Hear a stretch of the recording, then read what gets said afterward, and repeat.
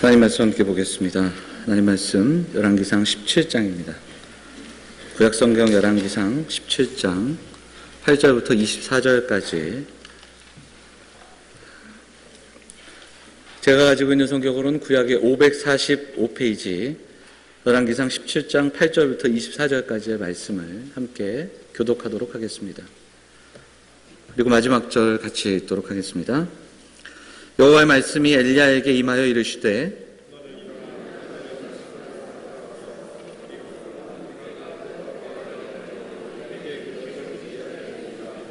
그가 일어나 사르밧으로 가서 성문에 이를 때에 한 과부가 그곳에서 나뭇가지를 줍는지라. 이에 불러 이르되 청하건대 그릇에 물을 조금 가져다가 내가 마시게 하라.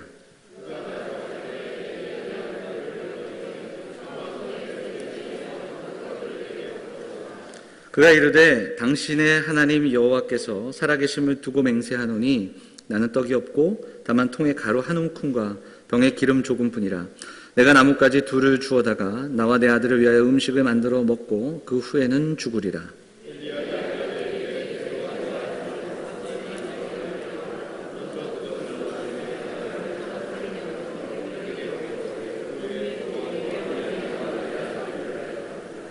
이스라엘의 하나님 여호와의 말씀이 나 여호와가 비를 지면에 내리는 그날까지 그 통의 가루가 떨어지지 아니하고 그 병의 기름이 없어지지 아니하리라 하셨느니라.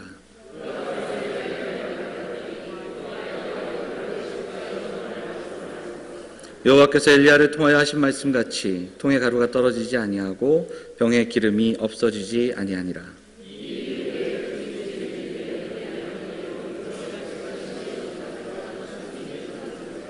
여인이 엘리야에게 이르되 하나님의 사람이여 당신이 나와 더불어 무슨 상관이 있기로 내 죄를 생각하게 하고 또 내 아들을 죽게 하려고 내게 오셨나이까.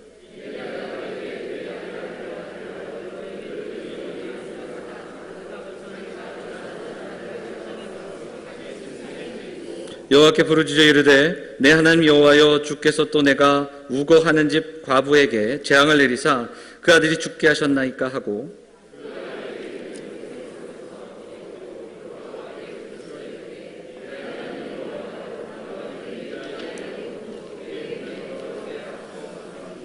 여호와께서 엘리야의 소리를 들으심으로 그 아이의 혼이 몸으로 돌아오고 살아난지라.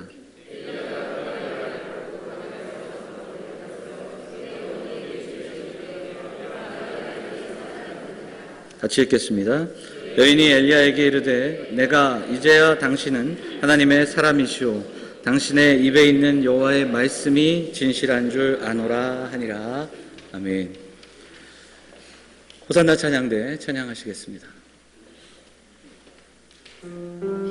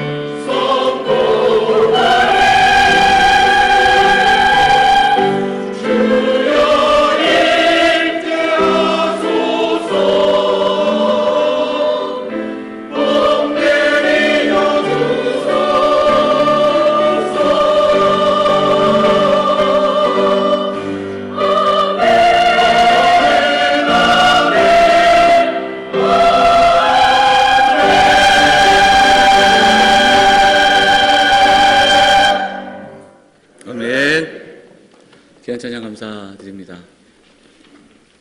할렐루야. 지난주도 평안하셨습니까? 오늘도 하나님 전에 나와 예배하는 사랑하는 성도들, 하나님 주시는 위로와 평안으로 새 힘을 얻고 하나님의 은혜를 경험하는 귀한 시간이 되기를 간절히 소망합니다. 우리 그 마음을 담아 양옆에 계신 분들, 앞뒤에 계신 분들 인사 좀 나누도록 하겠습니다. 잘 오셨습니다. 반갑습니다. 인사할까요?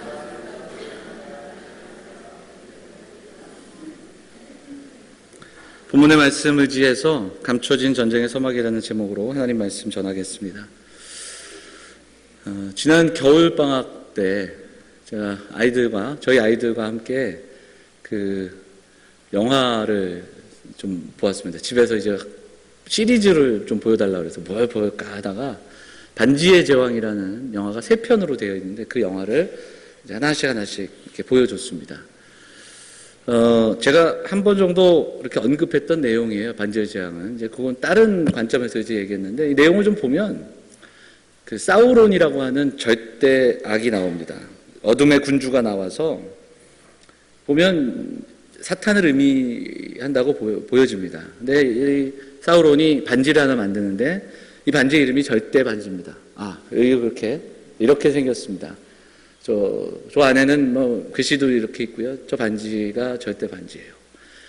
근데 저 반지를 누구나 갖게 되면 결국은 이 반지의 종속이 됩니다.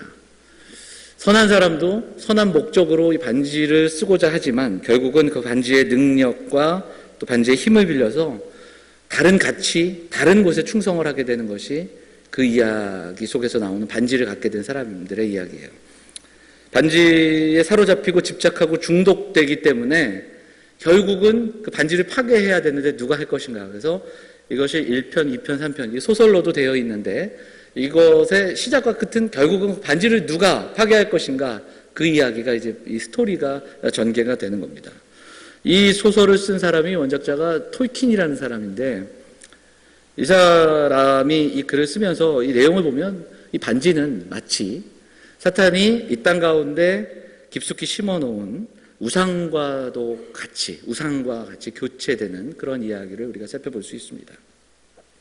성경에서 우상 숭배는 모든 그 이스라엘 백성들의 죄의 가장 핵심이었던 것을 우리에게 이야기합니다. 우상 숭배가 무엇입니까? 나 외에 다른 신을 내 앞에 두지 말지니라. 10계명의 첫 번째 계명에도 나와 있고요. 두 번째 계명도 마찬가지입니다. 다른 형상을 만들지 말며 거기에 절하지 말라. 이렇게 말씀하셨습니다. 다른 말씀 한 구절 좀 찾아보겠습니다. 에스겔서 14장 3절인데요. 한번 볼까요? 에스겔서 14장 3절 같이 읽어보겠습니다. 시작. 인자야, 이 사람들이 자기 우상을 마음에 들이며 죄악의 걸림돌을 자기 앞에 두었으니 그들이 내게 묻기를 내가 조금인들 용납하라. 이렇게 되어 있습니다. 출애굽기 32장에 보면 송아지를 만들어 절하던 이스라엘 백성들의 우상이 형상에 집착하고 형상 앞에 절하는 것을 넘어서서 구약의 후반부로 가면 이 우상 숭배가 어디까지 가냐면 마음의 죄입니다. 그러니까 마음에 하나님 외에 다른 것들을 두고 사모하고 그 마음을 드린다라는 표현을 우리에게 들려주고 있습니다. 이것이 우상 숭배이다 이렇게 이야기합니다. 자, 티모시 켈러 목사님이 계신데 그분이 쓴 책 제목이 거짓 신들의 세상이라는 책이 있습니다. 거짓 신들의 세상. 여기에서 우상 숭배를 구약에서 나타나는 그 어떤 그림으로 표현한 것으로 세 가지로 한번 정리를 하는데 첫 번째가 부부관계입니다. 하나님과 이스라엘 백성들이 어떤 사랑을 나누는 그런 관계인데 간음한다라는 표현이 여러 번 나옵니다. 호세아서를 통해서도 이제 그것을 단면적으로 우리에게 보여주지 않습니까? 호세아와 고멜의 이야기를 통해서 이스라엘과 하나님의 깨어진 관계를 보여줍니다. 부부관계가 깨진 거예요. 간음하는 겁니다. 그리고 거짓된 연인을 두었다 이런 표현을 우리에게 쓰고 있습니다. 두 번째로 어떤 그림을 보여주고 있느냐면 부부관계를 넘어서 종교적인 우상, 삶의 우상입니다. 무엇이냐면 창조주, 그리고 주권자, 그리고 구원자이신 하나님, 구원자이신 예수 그리스도임에도 불구하고 개인적인 성취와 번영과 안정들이 목적의 자리에 들어와서 결국은 구원자가 삶의 도구로 전락해버린다는 겁니다. 창조주와 우리가 믿는 신앙이 이 땅에서 더 안정되게 살아가기 위한 신앙은 도구가 삼아지는 것이 우상이다. 그렇게 정의하고 있습니다. 세 번째는 정치적인 운율을 이야기합니다. 통치자라는 개념으로 이야기하면서 하나님이 통치자이신데 그 통치를 거부하는 겁니다. 그러면서 정작 삶에서는 내가 추구하는 물질, 내가 사랑하는 것, 내게 유익한 것, 그것에 몰두하다 보니까 그것에 종속이 되어서 노예로 살아가는 것이 바로 이 시대의 사람들이다. 이렇게 세 가지로 정리합니다. 부부관계와 그리고 종교적인 우상, 그리고 통치, 정치적인 그 은유로 세 가지로 이야기합니다. 칼빈도 비슷한 이야기를 들려줍니다. 인간의 마음은 우상을 만들어내는 우상 공장이다. 이렇게도 이야기를 합니다. 구약의 역사를 보면 이 우상 숭배의 싸움이 계속됩니다. 이것은 성경 공부 시간에도 그렇고 제가 여러 번 말씀을 드렸습니다. 언약과 우상 숭배와의 충돌, 돌판과 송아지의 싸움이 계속됩니다. 시내산에서 모세가 두 돌판을 받을 때에 율법을 받는 그 순간에 산 아래에서는 이스라엘 백성들이 금송아지에 절하는 그 장면을 우리는 보게 됩니다. 가나안 땅으로 들어갔지만 이스라엘 백성들은 그 땅에서 풍요와 번영을 거부할 수 없었고 이미 그 땅의 풍요와 번영의 어떤 그 근거가 되는 그 가나안의 신상들을 포기할 수 없었습니다. 솔로몬은 가장 강성하고 풍요로움을 경험하였음에도 불구하고 이것을 유지하기 위해서 이방 그 족속들과의 혼인을 감행합니다. 이스라엘 백성들의 역사 속에서 가장 그 악한 그리고 거부해야 하는 그 왕으로 대변되는 바로의 딸을 이스라엘로 불러들이고 그리고 성전을 짓고 궁궐을 짓는 그 놀라운 역사를 진행하는 가운데 그 성전 바로 옆에 이 바로의 딸이 거하는 거처를 만들게 됩니다. 그리고 그 이후에는 수많은 이방 여인들, 공주들이 들어와 우상을 숭배하고 그곳에서 함께 거하게 되는 그 역사를 우리가 보게 됩니다. 솔로몬이 죽고 난 이후에 남과 북으로 나뉜 이스라엘 백성들의 역사 속에 여로보암, 북이스라엘의 첫 번째 왕은 남쪽으로 가는 마음들, 그러니까 남쪽으로 향한 이스라엘 백성들의 발걸음을 막고자 베델과 단에 송아지를 세웁니다. 그러면서 열왕기상 12장 28절을 보시면 이런 이야기를 들려줍니다. 이에 계획하고 두 금송아지를 만들고 무리에게 말하기를 너희가 다시는 예루살렘에 올라갈 것이 없다. 이스라엘아, 이는 너희를 애굽 땅에서 인도하여 올린 너희의 신이다. 이렇게 이야기합니다. 송아지를 만들어 거기에 절하라고 이야기합니다. 북이스라엘의 역사를 살펴보면 모든 19명의 왕들에 대한 평가의 뒤에 뭐가 있냐면 그들은 여로보암의 길을 따라갔다. 이런 표현이 쓰이고 있는 것을 보게 되죠. 자, 그런 역사의 스토리가 이스라엘 백성의 역사서에 쭉 진행이 됩니다. 돌판과 송아지의 싸움이 계속됩니다. 그런데 그 열왕기 상하 속에 그 400년간의 역사 속에서 우상 숭배를 버리지 못했던 이스라엘의 이야기 속에 결국은 그 역사에 놓여져 있는 이스라엘이 있었지만 이때 바알로 대변되는 그 우상의 세력과 맞붙어 싸운 사람의 이야기가 열왕기상에 나옵니다. 여러분 잘 아시는 엘리야의 이야기입니다. 850명의 바알 선지자와 갈멜산에서 맞붙게 되는 이야기. 여러분들 이 얘기는 잘 아시지 않습니까? 그래서 이 열왕기 상하를 보면 엘리야와 엘리사에 대한 기사가 굉장히 많이 할애가 되어 있습니다. 실질적으로 보면 남쪽 유다의 왕들이 19, 북이스라엘의 19, 38명의 왕들인데 대략 역사적으로 살펴보면 380년에서 400년간의 기간, 그 역사를 정리한 것이 열왕기 상하인데 그 중에 3분의 1가량이 누구에 대한 이야기냐면 엘리야와 엘리사에 대한 기사입니다. 왜 그럴까? 이 열왕기 상하는 포로 시대에 쓰였던 반성의 책입니다. 역사 속에서 우리가 무엇을 잘못했는지 우리가 돌아보고 우리가 그런 절차를 다시는 밟지 말자라는 취지에서 쓰여진 책입니다. 그만큼 이 엘리야와 엘리사 시대에 가장 악했습니다. 오므리 왕조로 시작되는 오므리와 아합의 시대에 가장 반성할 게 많았기 때문에, 반성할 수밖에 없는 사건들이 있었기 때문에, 그리고 포로 시대를 살아가는 사람들에게도 반성의 그 귀감으로 이야기할 그 이야기들이 많았기 때문에 엘리야와 엘리사 이야기가 막대한 분량으로 기록되어 있는 겁니다. 오늘부터 3주 동안 엘리야 이야기를 좀 나눠보려고 합니다. 그래서 거짓된 신이 판치는 세상 속에서 어떻게 참되게 하나님을 섬기는 삶을 살아갔는가, 그 이야기를 우리가 함께 나눠볼 수 있기를 바랍니다. 자, 오늘 이 본문은 여러분이 아시는 그 갈멜산의 이야기의 바로 앞에 나오는 17장 본문입니다. 본문의 이야기를 좀 정리해 보자면 이런 내용이죠. 어느 날 갑자기 엘리야가 짠하고 나타납니다. 그래서 아합 왕에게 선포합니다. 비가 오지 않을 거야. 가뭄을 선포하고 쫙 사라집니다. 그러면서 그는 하나님이 인도하심을 따라 어디로 가냐면 그리 시냇가로 갑니다. 이제 가뭄이니까 물이 있는 곳으로 인도하신 것 같아요. 그곳에서 까마귀를 통해 공급받는 장면이 잠깐 나옵니다.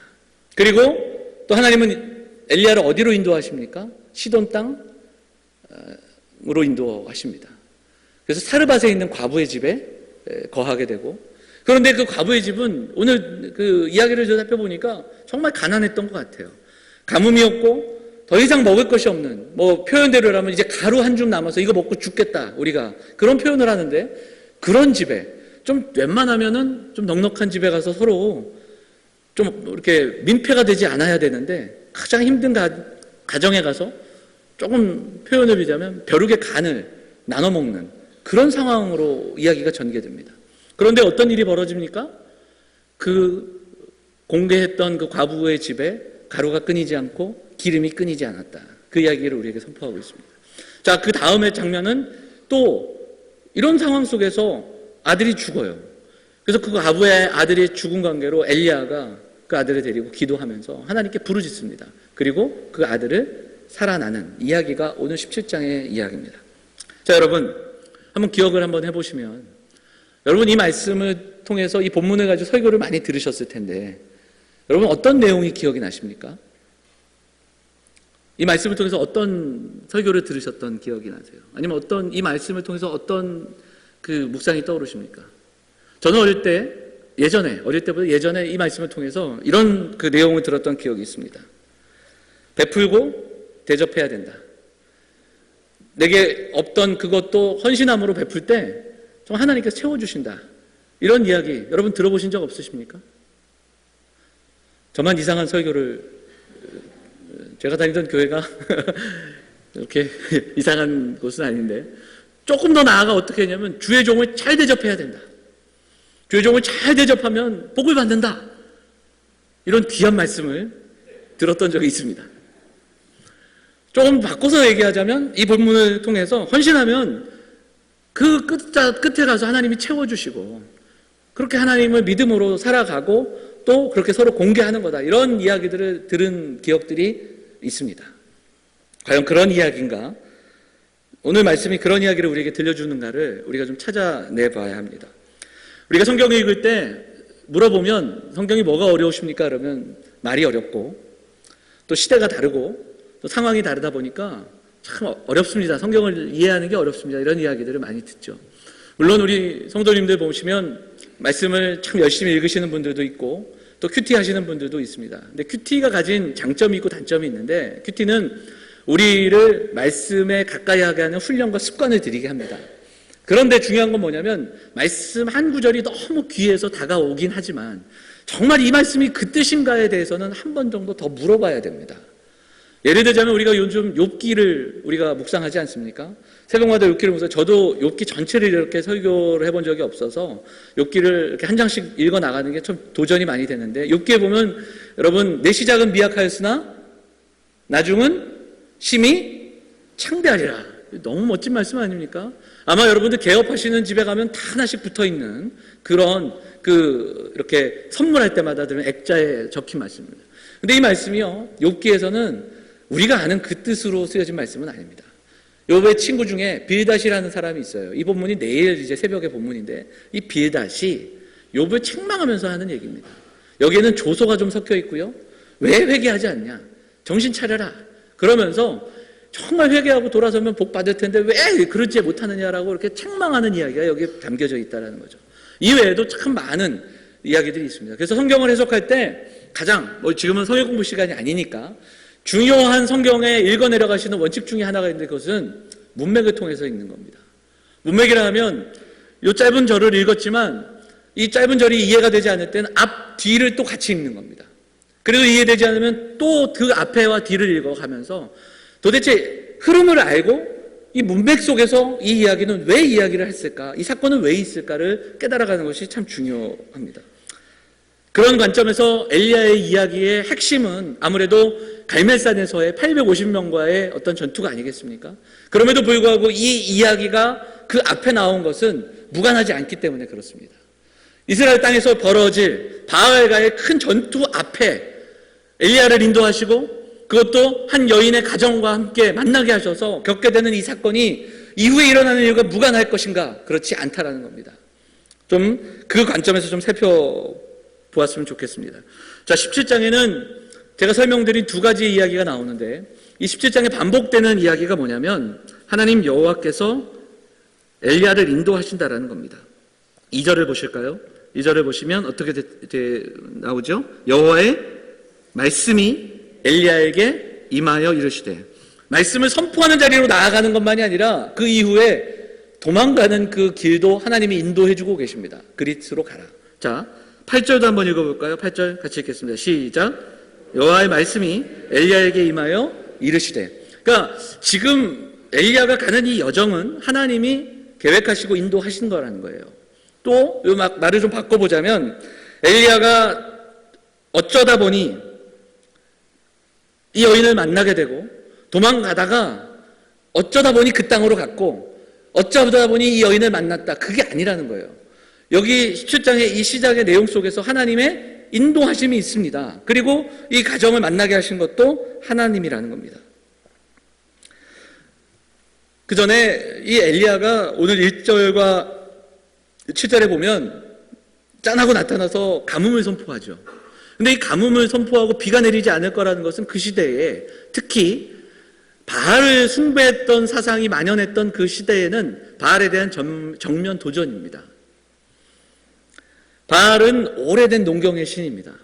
가나안 땅에 이미 오랫동안 뿌리 내렸던 농경의 신, 비를 내리는 신이었습니다. 당연히 비와 농경의 신은 풍요로 연결되는 것이 맞습니다.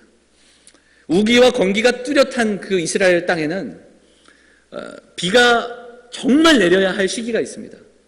그때가 언제냐면 농사를 시작할 때와 농사를 마치고 수확할 때입니다. 그것을 이제 나중에 우리가 성경을 찾아보면 이른 비와 늦은 비라는 표현으로 우리에게 들려지는데 그 비를 기다립니다. 그런데 가나안 땅에 들어가 정착해 보니 그 비를 내리는 신이 있었습니다. 그게 누구였습니까? 바알이었다라는 거예요. 그렇기 때문에 이스라엘 땅 그리고 그 근동 지방의 많은 나라들은 바알을 섬겼습니다. 그 비를 주관하는 바알의 힘. 그런데 그것이 아니라는 것을 선포하는 겁니다. 그게 아니다. 3년 동안 비가 오지 않습니다. 그리고 나서 정말 비를 내리는 신은 누구인가? 이 싸움이 18장으로 이어지는 거죠. 하나님은 이런 가운데 엘리야를 시돈 땅으로 부르십니다. 자, 이 과부가 살던 곳이 사르밧이지요. 사르밧은 시돈에 속한 곳입니다. 시돈은 어디냐면 지도를 보면 북이스라엘의 한참 위쪽. 그래서 성경을 찾아보면 두로와 시돈 이렇게 같이 이야기하는 장면들이 많이 나오는데 이방 땅이며 페니키아라고 불려지는 이스라엘의 북쪽 땅입니다. 시리아, 지금의 시리아 땅이라고 할 수 있겠습니다. 그곳은 어디인가 하면 바알의 본거지입니다. 아세라를 섬겼던 본거지예요. 지금 엘리야가 살아가는 이 시대의 왕은 아합이었습니다. 여러분, 아합의 부인이 누구이지요? 이세벨이지요. 이 이세벨의 고향입니다. 아합의 아버지 오므리가 이스라엘 땅을, 북이스라엘을 강성하게 했습니다. 그리고 강성하게 했을 때 주로 했던 그 이야기들 속에 보면 외교도 포함이 되겠죠. 이 두로와 시돈의 공주를 데려다가 아들의 왕비로 삼았습니다. 그 여인이 이세벨입니다. 이세벨이 올 때 그냥 온 것이 아니라 수많은 아세라 선지자들을 데려와 그 이스라엘 땅에서 우상을 섬기도록 그렇게 했다라는 겁니다. 그럼 시돈 땅이 어디냐? 사르밧이 어디냐? 이방 땅, 바로 그 우상의 본거지로 보내셨습니다. 그런데 그 땅에 가서 가난하고 힘든 가정에서 이제는 더 이상 먹을 것이 없는 가정에 가서 가뭄이 있는데 이 가뭄을 해결할 수 있는 것은 바알이 아니라는 것을 선포하게 됩니다. 식량을 해결해주고 그들의 삶을 주관하는 게 누구인가? 바알이 아니라는 것을 입증합니다. 그리고 그 결과 그 가정에 하나님의 말씀대로 경험하게 되는 것을 보게 되죠. 또 이 여인은 우리가 아는 대로 신실하고 헌신적인 여인은 아니었습니다. 보면 호의적이지 않습니다. 말씀을 보면 12절에 그가 이르되 당신의 하나님 여호와 이렇게 표현합니다. 너의 하나님 여호와지 하나님을 고백하지 않습니다. 그리고 이후에도 그에게 호의적인 모습을 보이지는 않습니다. 어찌하다 보니 마지못해 하는 모습, 이후에 아들이 죽게 되자 불평하고 또 탄식하는 모습도 보게 됩니다. 그러나 그것이 중요한 것이 아닙니다. 왜냐하면 여기서 우리는 이 여인의 믿음과 헌신에 주목할 것이 아니라 지금 하나님께서는 왜 엘리야를 이 땅에 보내셨고 이 사건을 통해서 무엇을 말씀하시는가, 이것이 우리의 좀 관점이 되어야 하기 때문에 그렇습니다. 결국 이 모든 사건들을 통해 마지막으로 고백하면 이 여인의 고백이 24절에 나오죠. 함께 읽겠습니다. 24절 같이 한번 읽어볼까요? 같이 읽겠습니다. 시작. 여인이 엘리야에게 이르되 당신의 하나님이 사람이시오 당신의 입에 있는 여호와의 말씀이 진실한 줄 아노라 하니라. 그렇습니다. 이방 여인이 이 사건을 통해 하나님을 만나고 고백하게 됩니다. 하나님이 진실하시며 하나님의 말씀이 진실한 줄 내가 아노라, 이렇게 이야기합니다. 결국 이것은 엘리야를, 그리고 엘리야와 이 사건, 그리고 이 여인을 통해서 먼저는 이스라엘을 꾸짖으시는 사건입니다. 이방 여인도 만나고 고백하는 그 하나님을 왜 이스라엘은 고백하지 않느냐는 그러한 책망입니다. 하나님을 믿지도 않고 알지도 못했던 그 여인이 이 사건을 통해서 하나님을 만나는 이 광경 속에서, 그런데 이스라엘은 지금 도대체 무엇을 하고 있느냐, 이 질문이 주어지게 되는 겁니다. 그리고 엘리야에게 다시 한번 이 사건을 통해서 갈멜산으로 나아갈 수 있는 용기와 확신을 주시는 그러한 사건입니다. 어찌 보면 18장에서 벌어질 모든 일들에 대한 예고편과도 같이 우리에게 보여지고 있다는 겁니다. 여러분, 우리에게 질문합니다. 비를 주관하시는 분은 누구인가? 이스라엘 백성들에게 또 묻습니다. 생사화복을 주관하시는 분은 누구신가? 우리 인생을 살릴 수 있는 분은 누구신가? 이 질문이 선포되고 있다는 겁니다. 그리고 이 사실을 먼저 엘리야에게 확증해 주시고 이 여인의 입의 고백을 통해서 다시 한번 듣게 하시고 그리고 갈멜산으로 나아가게 하십니다. 열왕기에는 이 이야기와 같은 패턴이 엘리사의 이야기도 나옵니다. 수넴 여인의 가정에 그 자녀의 잉태와 자녀의 죽음의 이야기, 그리고 그 다음에 장면에 보면 나아만 장군이 나와서 그 이방 장군을 치료하는 과정 속에서도 같은 패턴의 이야기가 나옵니다. 이방인들도 고백하는, 이방인들도 만나게 되는 그 하나님을 왜 이스라엘은 고백하지 못하며 머뭇거리고 있느냐, 만나지 못하느냐, 너희는 지금 누구를 참신으로 섬기고 있느냐, 그 이야기가 이 열왕기 시대, 엘리야와 엘리사 시대의 모든 사건들 속에서 주제가 되고 그리고 질문이 되어지고 있다라는 겁니다. 때로는 불신앙을 가졌던 사르밧 과부에게도, 그리고 헌신적이고 신실했던 수넴 여인의 모습 속에서도 하나님은 분명히 나타나고 계시다라는 사실입니다. 그저 하나님을 떠나 눈앞의 이익과 즐거움을 쫓아 살아가던, 풍요를 쫓아가던 이스라엘 백성들, 그들을 향해 지금 그 길이 맞느냐, 헛된 길에서 돌아서라, 이렇게 이야기하고 있다라는 겁니다. 또한 이 열왕기가 쓰여졌던 시대는 포로 시대입니다. 포로로 잡혀가 이방 백성들에게 너희 하나님은 어디 있느냐 조롱당하며 그렇게 낙심했던 포로 백성들에게 지금 이 모든 상황들은 하나님이 이방 신에게 진 것이 아니라, 여호와의 패배가 아니라 영원한 것이 아니라는 겁니다. 하나님의 말씀이 살아있고 분명히 우리는 돌아갈 것이고, 그 당시에 바벨론에 마르둑이라는 신이 있었습니다. 이 마르둑이 우리의 풍요와 우리의 삶을 주관하는 신이 아니라는 사실을 이 열왕기상을 써내려가며 설교했을 것이고 그리고 선포되었다라는 사실입니다. 사랑하는 여러분, 18장을 보겠습니다. 18장 21절 한번 볼까요? 21절 같이 읽겠습니다. 18장 21절 같이 한번 읽어보겠습니다. 시작. 엘리야가 모든 백성에게 가까이 나아가 이르되 너희가 어느 때까지 둘 사이에서 머뭇머뭇하려느냐. 여호와가 만일 하나님이면 그를 따르고 바알이 만일 하나님이면 그를 따를지니라 하니 백성이 말한 말이도 대답하지 아니하는지라. 바로 이 시대의 백성들의 모습이 여기에 있습니다. 머뭇거립니다. 사이에서 머뭇거리는 그들에게 참 하나님이 누구시냐, 이 질문과 선포가 말씀을 통해서 주어지고 있다는 겁니다. 그리고 포로된 백성들에게, 그리고 오늘 이 시대를 살아가는 우리에게도 동일하게 질문하고 있습니다.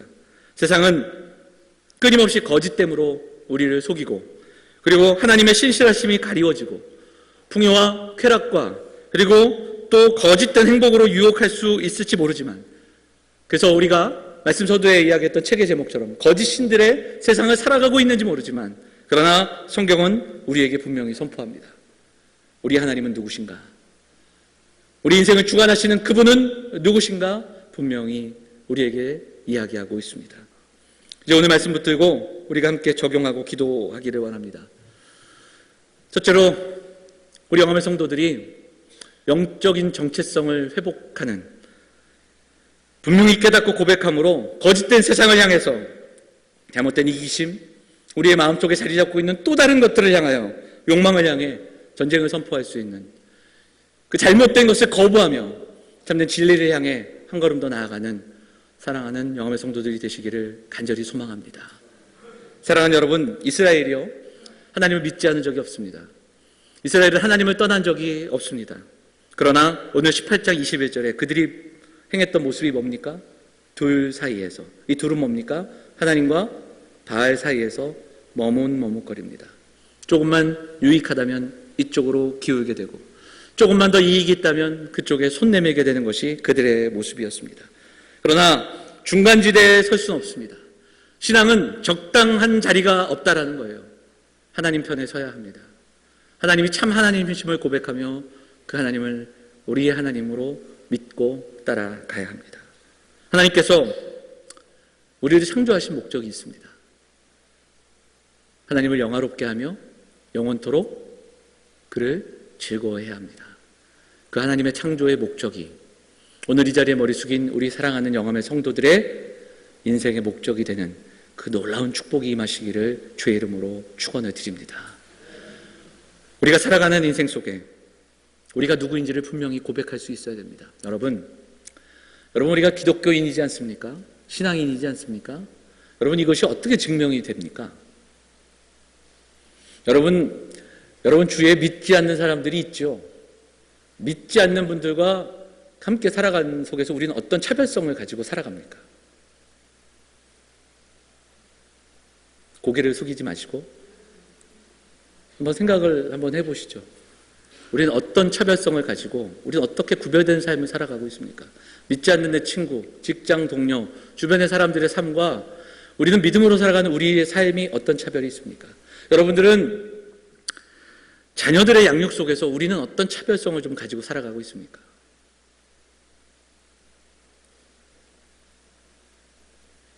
물질을 벌어들이고 소비하는 그 삶의 문화 속에서 우리는 어떤 차이가 있고, 세상의 문화를 대하고 또한 그 향유한다라는 표현, 우리가 즐기는 표현 속에서 우리는 어떠한 차이가 있습니까? 이 땅을 살아가는 이 사회와 사회 속의 정의와 공의가 실현되는 이런 모습들을 보면서 여러분들은 이 땅에 일어나는 공적인 이 사회의 문제 속에 여러분 어떠한 마음으로 기도하시고 어떻게 대하고 살아가고 있습니까? 어떤 차별성이 있는지 한번 우리는 돌아봐야 합니다. 차이가 없다면 우리는 오늘 엘리야의 이 이야기에 귀 기울여야 됩니다. 우리는 머뭇거리며 살아가고 있는지도 모릅니다. 우리가 차이가 있다면 이런 차이가 있겠죠. 주일날 11시에는 그래도 교회에 나와 있다. 이 차이가 있을 수 있습니다.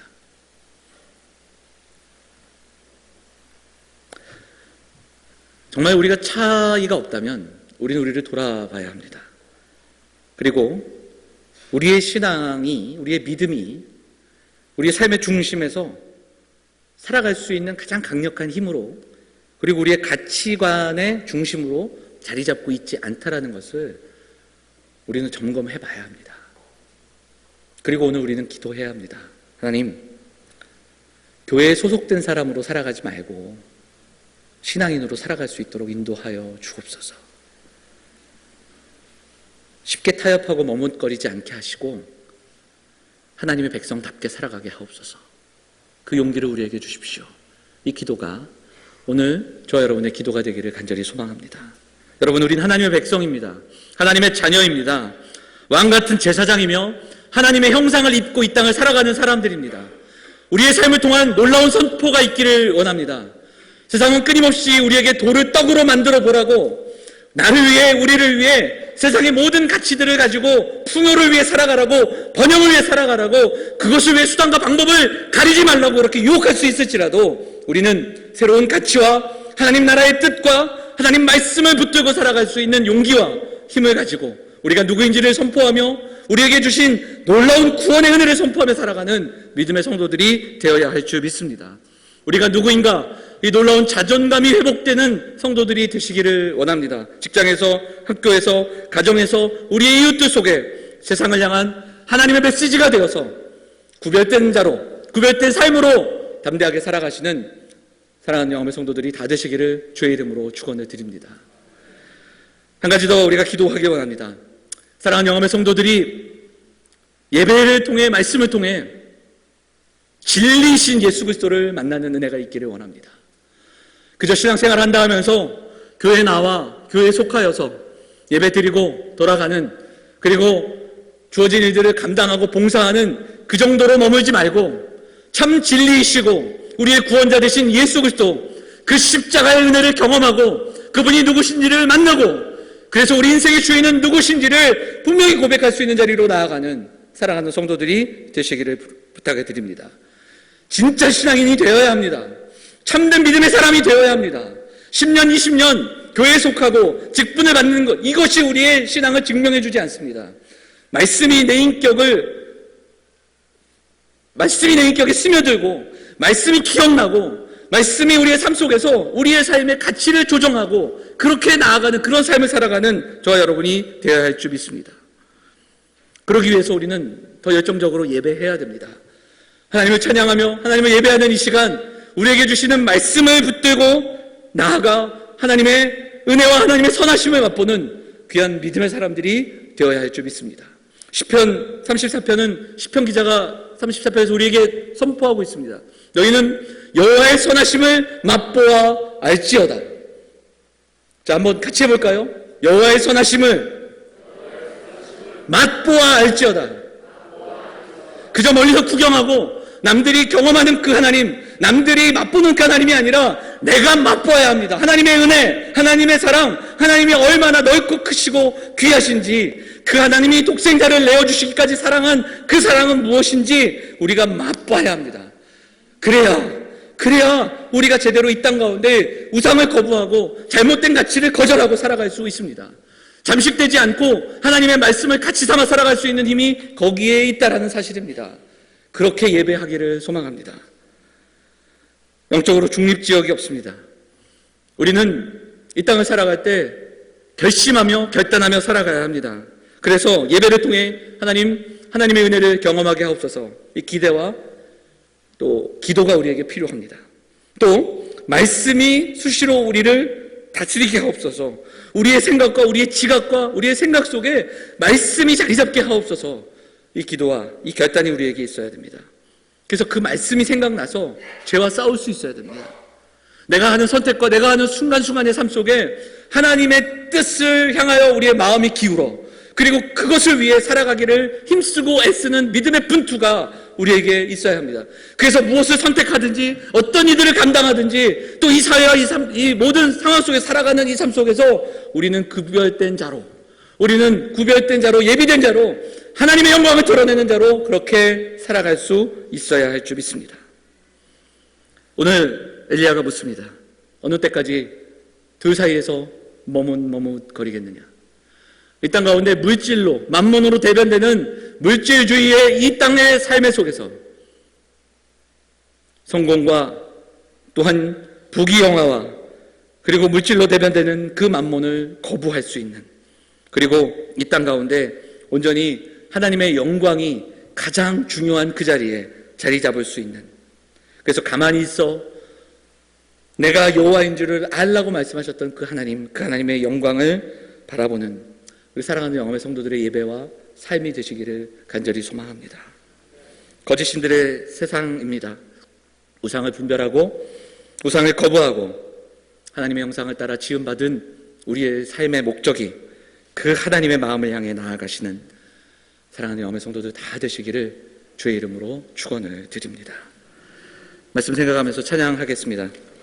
예배합니다라는 찬양할 텐데 우리 가사 생각하면서 살아계신 하나님만을 온전히 우리의 삶을 통해 예배하며 높여드리는 그런 삶으로 나아가기를 소망하며 우리 함께 찬양하도록 하겠습니다.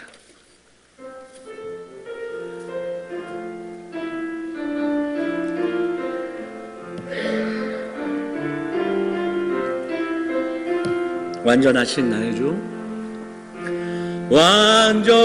완전하신 나의 날 인도하소서. 행하신 모든 일 주님의 영광 다 경배하. 우리 한 번 더 함께 고백하겠습니다. 완전하신 나의 주, 완전하신 나의 주, 의의 길로 날 인도하소서. 행하신 모든 일 주님의 영광 다 경배합니다. 아멘. 예배합니다. 예배합니다. 찬양합니다. 주님만 날 다스리소서. 예배합니다.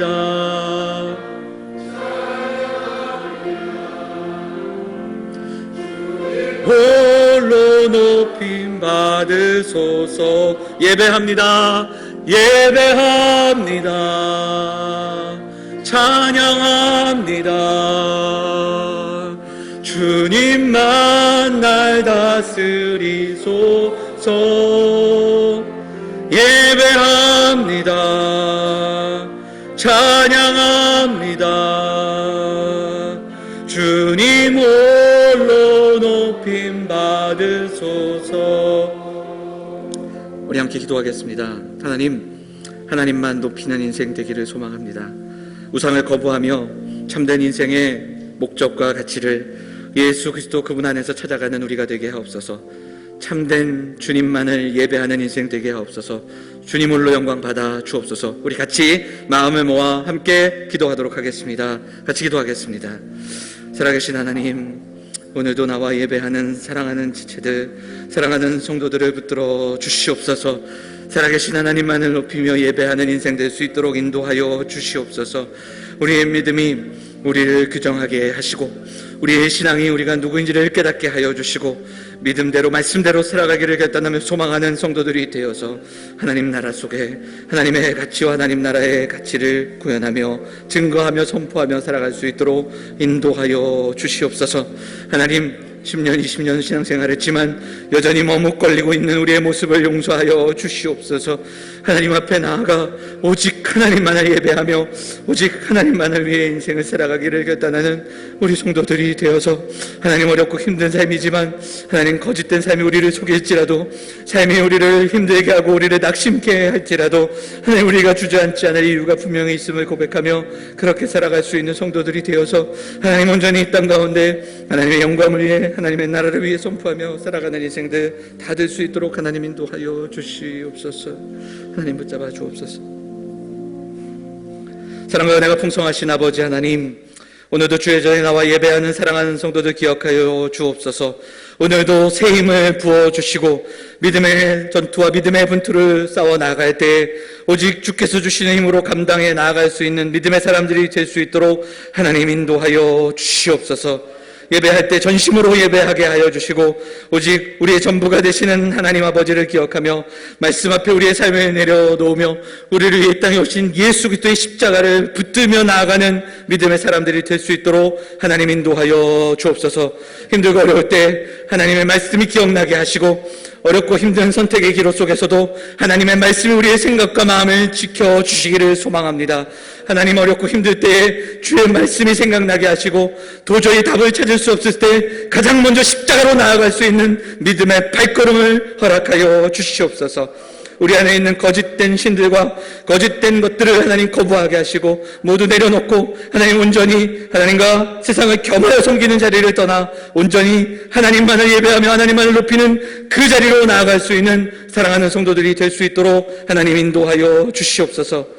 하나님의 전을 사모함에도 육신의 연약함으로 나오지 못한 성도들, 수술을 앞두고 기도하는 성도들, 수술 이후에 회복되는 성도들, 하나님, 너무나도 힘들고 어려운 마음으로 나온 성도들, 또 어려움을 당하여 낙심하여 있는 가정들을 기억하여 주시고 하나님의 말씀이 생각나는 은혜가 있게 하시고 하나님의 위로를 경험하는 시간들이 될 수 있도록 하나님 인도하여 주시옵소서. 오늘도 주 앞에 나와 예배하며 우리의 삶을 드립니다. 또한 예물을 드리고 우리의 마음을 드리고 우리의 정성을 드린 사랑하는 성도들, 우리의 모든 삶을 사용하여 주시고 또 우리의 공동체를 통하여서 하나님 나라 이 귀한 일들을 감당해 나아가는 사랑하는 믿음의 공동체 될 수 있도록 인도하여 주시옵소서. 우리의 삶을 의탁합니다.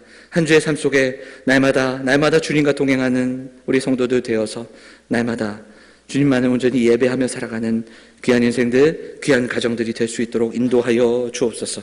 이 모든 말씀 우리 권하신 예수 그리스도의 이름으로 감사하며 기도하옵나이다. 아멘.